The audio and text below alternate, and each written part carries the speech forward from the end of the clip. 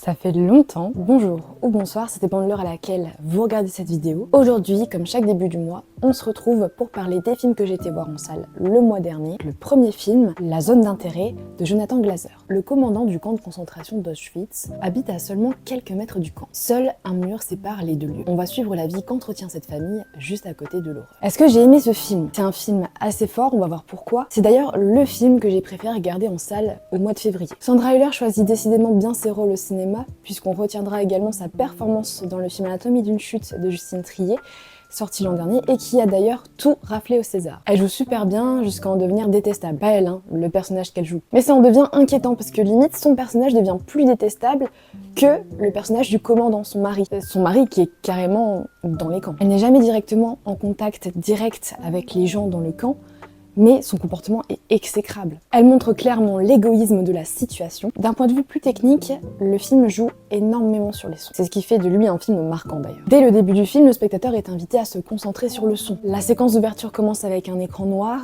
qui dure environ, je dirais, 4 minutes. En tout cas, c'est très long, avec une musique. L'ambiance est angoissante et montre la puissance, le pouvoir du son au cinéma. Je me suis même demandé si je m'étais pas trompée de salle, s'il n'y avait pas eu un problème avec le projecteur. En y allant, je m'attendais pas du tout à ce que ce film commence comme ça, mais avec du recul, c'est assez pertinent. Jamais on ne voit des scènes dans le camp de concentration, pourtant il est constamment là. Comme ce soit avec le son, comme je viens de l'évoquer, parfois on voit des scènes de famille dans le jardin et on entend en fond des cris des gens qui sont en train littéralement de se faire brûler dans des fours. Mais le film joue également sur l'arrière-plan. On voit constamment le camp de concentration en arrière-plan, comme pour nous rappeler sans cesse que derrière ces murs se trouve l'impensable. On ne voit pas, on entend.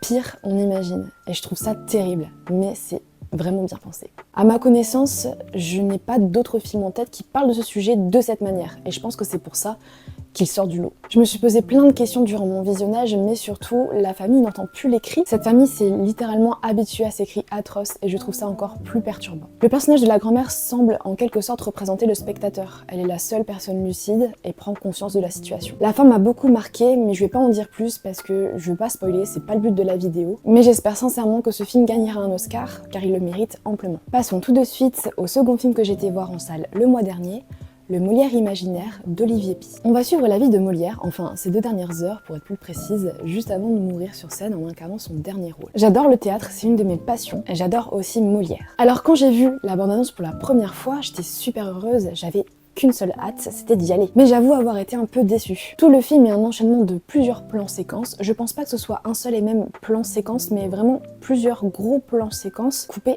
par des transitions. Ce qui donne une impression de continuité, et c'est clairement pas anodin, parce que je pense que ça rappelle justement le dispositif du théâtre. Pourquoi? Parce qu'au théâtre, c'est qu'une seule prise, en fin de compte. On peut pas recommencer une scène dès que le comédien se trompe, c'est pas possible. C'est pas pareil qu'au cinéma. Du coup, le fait que ce soit plusieurs plans séquences, on a clairement l'impression d'assister à une vraie pièce de théâtre. Il n'y a pas de coupure, à aucun moment le spectateur peut souffler. Attention, c'est pas un point négatif. Et la caméra continue de s'amuser avec le spectateur. En plus de plusieurs plans séquences, on retrouve également beaucoup de plans fixes. Lors des scènes de dialogue, par exemple, c'est assez flagrant. On ne retrouve pas de chant contre chant, mais clairement des plans fixes. Le film semble respecter tout au long les règles des 3 unités. Avant, au théâtre, on retrouvait énormément les 3 unités, de temps, de lieu et d'action. L'histoire se déroule non pas sur 24 heures, mais sur 2 heures. Quoi qu'il en soit, ça reste la même journée, enfin la même soirée. L'intrigue reste la même tout le long du film. Molière va mourir, mais on ne sait pas quand. On ne sait pas s'il tiendra jusqu'au bout de la pièce, s'il va mourir avant ou pas. Et pour le lieu, tout le film se passe au théâtre. L'univers est particulièrement burlesque. On retrouve beaucoup de personnages maquillés en blanc avec des fards roses sur les joues. Beaucoup de rouge à lèvres aussi rouges qui font ressortir tout ça. Ce qui donne un côté absurde et comique. Ça tombe bien, on est dans un film qui parle de Molière. Malgré toutes ces choses qui ont bien été pensées, il y a certaines choses qui m'ont dérangée. Déjà, je trouve que le film est trop long. Alors le film ne dure que 1h48 dans mes souvenirs, mais je sais pas, je l'ai trouvé trop long. Peut-être que c'est l'utilisation des plans séquences qui ont fait que j'avais l'impression que ça durait très longtemps. J'ai adoré un seul personnage, mais impossible de retrouver le nom de l'actrice. Elle a un rôle secondaire, elle fait partie de la troupe de Molière et elle joue l'un des médecins dans la pièce. Si vous avez vu le film, essayez de m'éclairer parce que vraiment j'aimerais bien retrouver qui c'est. Il y a des gags que j'ai pas compris et je vous jure, je cherche encore l'utilité. En allant voir ce film, je m'attendais clairement pas à voir un plan où je vois un homme qui pète pour éteindre une bougie. Zéro vanne. Je pensais jamais dire ça en vidéo, mais c'est le cas. Enfin bref, passons ce détail. Le film est très bien dans sa construction, mais je n'ai pas su l'apprécier. Passons au 3e et dernier film que je suis allée voir au cinéma au mois de février, ça a été Dali de Quentin Dupieux. Judith veut réaliser une interview de Salvador Dali, mais ce n'est pas une mince affaire. Dali veut être filmé avec la plus grosse caméra du monde. Déjà, il faut savoir que j'ai galéré à aller voir ce film. J'ai cru que j'allais jamais le voir au cinéma. Il y avait une avant-première à l'UGC de Lille et je n'ai pas pu y aller alors que quasi toute ma licence y est allée. J'avais un peu le seum, mais bon. Et ensuite, j'ai eu très peu de temps pour moi. Donc du coup, j'ai cru que j'allais le louper alors que Quentin Dupieux, c'est un réalisateur que j'affectionne tout particulièrement. Et pourtant, je crois que j'ai été un peu déçue. Enfin, j'ai vu des critiques et la plupart sont très bonnes. Ce n'est pas son pire film, mais ce n'est pas son meilleur non plus. J'adore l'univers de Dupieux, j'ai vu toute sa filmographie de A à Z, même les petits courts-métrages, etc. J'ai l'habitude de son univers, je sais qu'il faut pas chercher à comprendre la plupart du temps, mais en fait là, je sais pas pourquoi, je pense avoir trop voulu chercher le pourquoi du comment. Et je pense que du coup, j'ai pas eu ce recul nécessaire pour comprendre, enfin pas pour comprendre parce que c'est pas le mot, mais pour apprécier ce film. Enfin je l'ai apprécié mais je l'ai pas adoré. En fait quand on regarde un film de Dupieux, faut clairement pas chercher à comprendre. Mais j'aime l'idée évidemment, puisque faire un film sur Salvador Dali, un personnage très excentrique, quand on est Quentin Dupieux, oui ça colle évidemment. D'ailleurs monsieur Edouard Baird dans ce film est incroyable, chaque prononciation, chaque syllabe, chaque mot qu'il dit à la caméra est tout simplement parfait. Il est incroyable dans ce rôle. Mais vraiment, les autres ont eu de la concurrence parce que la particularité de ce film, c'est que Salvador Dali est joué par plusieurs acteurs. On a donc Edouard Baird, Jonathan Cohen, Pio Marmaille et Gilles Lelouch. Enfin, il y en a un dernier, mais j'ai plus le nom en tête, donc je pourrais pas le dire. Je le mettrai peut-être là, en bas, ou je sais pas.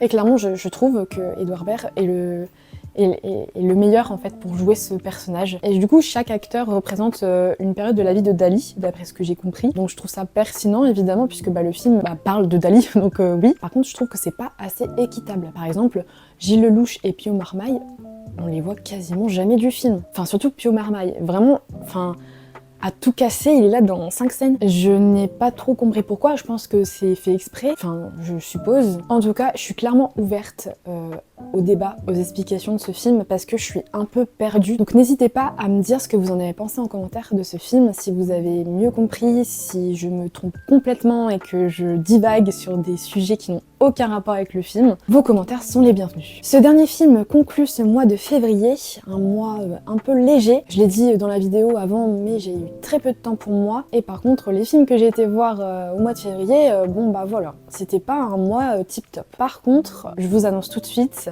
parce que là, nous sommes le 9 mars actuellement quand je tourne cette vidéo. J'ai déjà vu 2 films au cinéma, je crois, et ils ont été incroyables. Donc, j'espère me rattraper en mars. Enfin, c'est même pas j'espère, c'est sûr je vais me rattraper en mars. Sur ce, cette vidéo touche à sa fin, j'espère qu'elle vous aura plu. N'hésitez pas à me dire en commentaire ce que vous en avez pensé pour que je puisse m'améliorer. Quant à moi, je vous retrouve très vite pour une prochaine vidéo. Bisous, à plus dans le bus.